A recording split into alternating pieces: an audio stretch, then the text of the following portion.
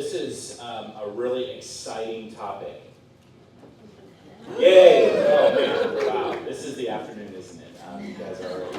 Hey, I think it was Pastor Jason earlier. He said he doesn't like doesn't like systems and organization and things like that. Well, I love systems and I love organizations. So if you're in the room and you love systems and organizations, give me a shout. Okay. All right, that's great. That's more than what I expected. We are going to be talking about services and service planning. And once again, Pastor Tim, when he asked me to do this, I kind of asked myself, why in the world, Tim, are you asking me to do this? And I think part of that is just due to, if you've ever put on a conference or anything like that, youth camp is a big beast. Youth convention is a big beast. And so you allow room for the Spirit to move. But you also want to have certain building blocks into place. And so today, really what I'm going to do is take about 10 to 15 minutes here, and I'm just going to share with you a tool called Planning Center. How many of you have used Planning Center or have used services before? Okay, awesome. So a lot of you. So the first thing I should say is I am not an expert on services and Planning Center. My hope today is for those of you that don't use services, that don't use Planning Center, to introduce you to it. For those of you that do use it, my goal would be to give you some tools or some things that you're not using inside Planning Center, inside services already, to help you kind of lay out a service. To start with, the first thing that I want to I'm just going to actually lay out a service online for you. And we are going to go, for those of you that don't know, it's called Planning Center Online, PCO. I do want to say this. Everything that I am sharing with you today is 100% free. So there are free versions of all of the apps and everything that we are going to be doing today. There's also versions of this. It's just like buying an app, where you buy the free version and then there's an upgrade, and then there's an upgrade and an upgrade. But everything today is going to be 100% free.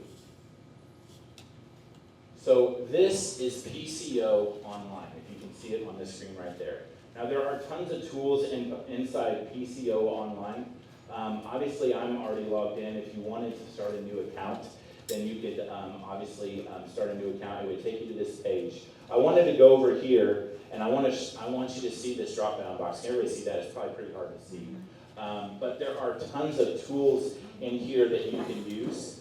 Check-ins for kids, groups, people as a database, registrations as if you're having an event. What we're going to be talking about today, even though there's tons of tools, and honestly this could be like a 2 or 3 hour thing going through all this, really what you want to click on and what we're going to focus on today is this services.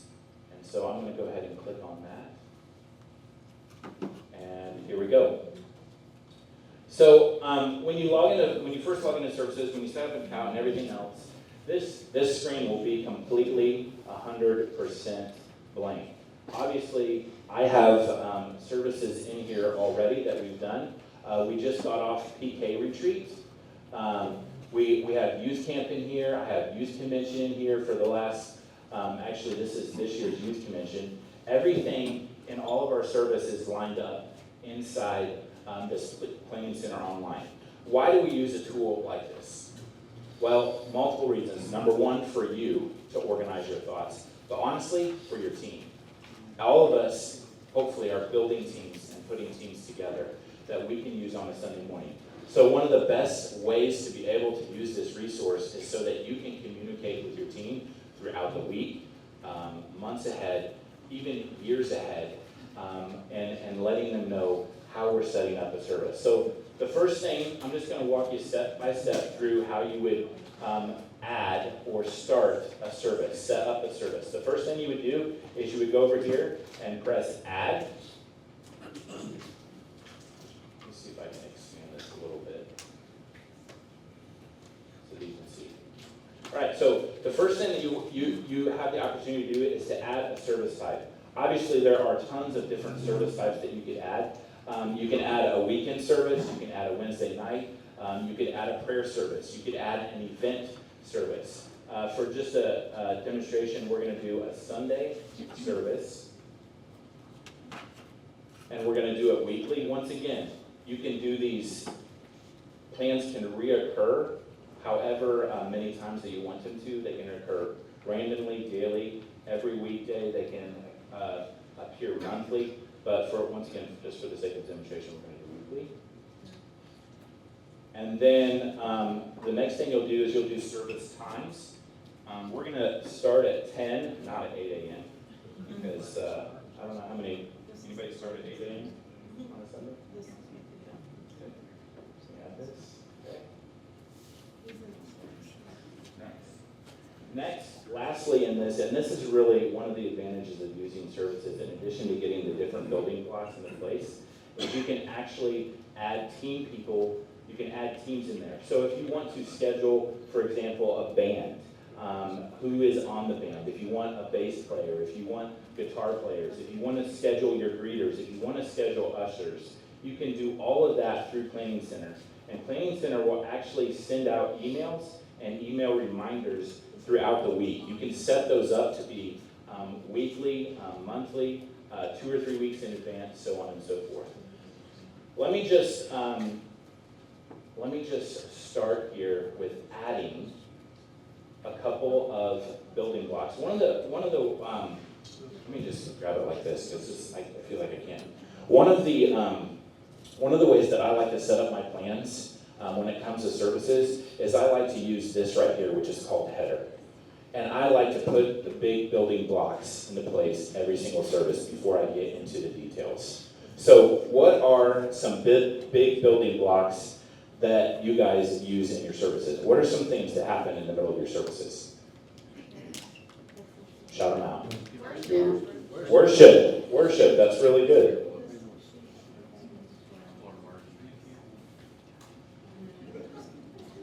I should say this, disclaimer, typing is not my favorite thing, so just so you know. All right, what's another building block? Welcome and announcements. Welcome and announcements. I can't do it.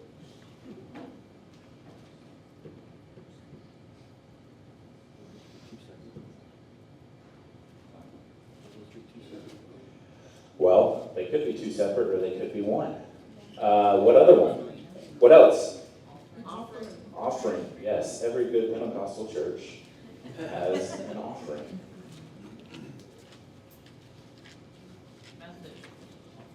Offer me. We're just going to leave it. Next. Message.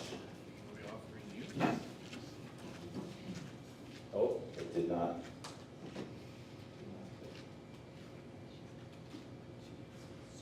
Would you like me to Next. Would you like me to type for you? Yeah. Would Okay. you? That would be fantastic. Could you zoom in on the screen?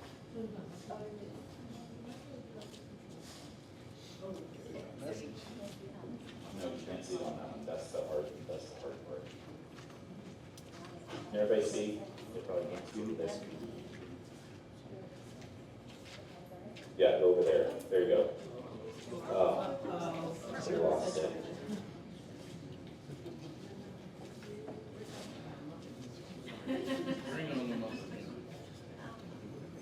All right, we'll get there.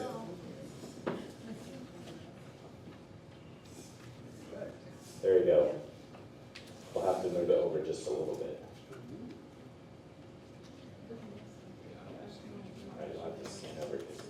All right, what's next? What else do you have in a service? Response? Altar? No, you're fine. Altar? What else do we have? Prayer. Prayer?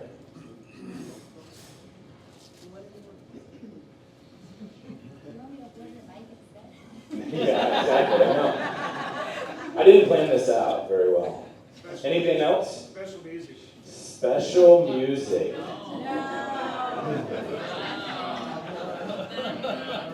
All in favor, raise your hand. Okay, well, we won't do that. No, Pastor Chad, we don't do special music anymore. So So the really cool, this is actually good. If you want to go ahead and click out of that, you can actually just go over here, very, very simple, and press the red delete button and get rid of that thought. Get it out of your mind. Get it out of your mind. One thing, anything else? I have one more on my list that it's not up there on the screen. I didn't hear all of. Sorry, there was too many. Yes. Child dedication. Child dedication. Okay. Yeah. What? I was gonna say kids dismissal. Kids dismissal. That could also be in there. How about we do this? Let's. Yeah. Kids dismissal is fine. Yeah. That's good. Leave the child dedication off for now because I have that on another spot. One other one that I thought of is countdown timer at the beginning of your service. Call to worship is another way to put that, right? Something that is getting everybody in the room. All right, now that you kind of have all of these building blocks in place, now the easy part comes in of just basically reorganizing this the way you want it. So you can simply just click and drag over here the way you want everything. So obviously countdown is going to go at the beginning. Call to worship is there. Welcome and announcements, probably next. And then worship, then offering, message, altar. I would probably put prayer in between, right there. Probably kids dismissal should not happen at the end of service. So we probably will put that one probably under welcome and announcements maybe, or after worship, okay, there you go. So those are the basic building blocks, okay? Obviously you can do this however you do a service. I think once again, what is the most important part and the reason why I'm sharing this is to have these in place and to have these in place every Sunday. The next thing that you'll want to do after you do this is you'll also go over here to add, and click on item. This is where you actually can lay out what is happening in those specific building block time slots. Okay, so for example, under countdown, call to worship, we're calling this song or this timer, countdown, who we are, right? Who we are. We're going to introduce ourselves to everybody that is walking in. And that is only going to be a minute long. It's going to be a video, so we'll type in video right there. And then press enter. Then we can click and drag that up right underneath our countdown. If you want to also click on this and click on all of these right here so that you can see any notes that you may have. So one of the notes that we had in here was that under audio visual, there would be a video. That lets our sound people in the back know that a video is coming up. And you can hand this sheet out to them. The next thing you'll want to do is add, and under welcome and announcements, we'll add another item.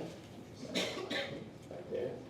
And we'll first, you can just write welcome in that one, and this one will be 5 minutes long. And under description, we'll just write greet everyone on the first line. And the second thing that we want to do is we want to make sure we welcome our first-time guests. So the next line will say, welcome first-time guests. Have them fill out, a first-time guest card. All right. And the person that we're going to have do this is we're going to have Pastor Tim. Pastor Tim sounds like a good person to do this. And we will have a slide on there. So you can just write slide under audio visual. Press enter. And then see we have all of that information on this line, but it's in the wrong spot. So we'll just click and drag it up under welcome and announcements. Obviously this is just the welcome, but now we want to add some announcements. So we'll go back once again to the, gotta go up one more. No, you're fine. Up to add, item. And then this is the announcements. Hopefully this only takes 5 minutes. It could take longer. Sometimes it does. We'll have We'll have maybe men's prayer breakfast, because the first Saturday of the month is coming up. In fact, today is the first Saturday of the month, so maybe we'll have a church picnic, fall picnic coming up, something like that. Once again, we can put in there that we have a slide that's being done. We can put in there that maybe Deacon Dan is the one that is giving these announcements. However you want to lay that out, you can. Once again, I could keep going on all of this, but I don't want to waste, I don't want to go through every single line by line. But as you can see, it's pretty easy to lay out a service. And once again, this is all completely free. You don't have to pay to get to this level.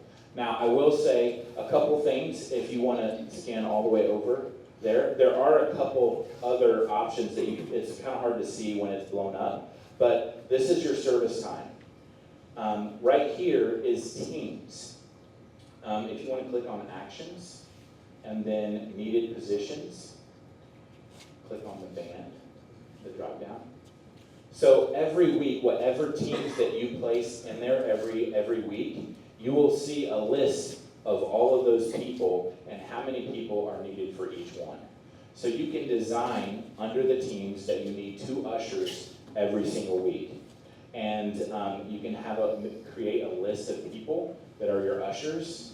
And then it will show you once an email is sent out to them, it will show you once they have accepted and whether you need more ushers or more people on the band for that particular service. Another thing that is really cool about Planning Center is not only the option to send out emails, but also the option to add files and add notes. If you have someone on your team that is, for example, they are the worship leader at your church and they're picking out the songs and everything else, you can, if you clicked on an item and you added a worship song, you could add a notes, a key chart, anything like that. It can all be held in one place so that everybody on your whole worship team could access all of that stuff.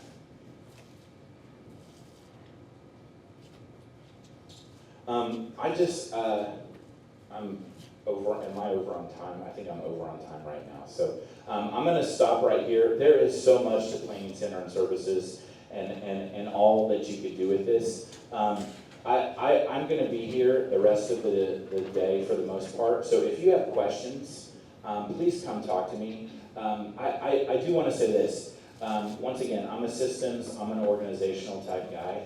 And for me, this has helped not only like my youth services and things like that, but conferences, conventions, and everything else.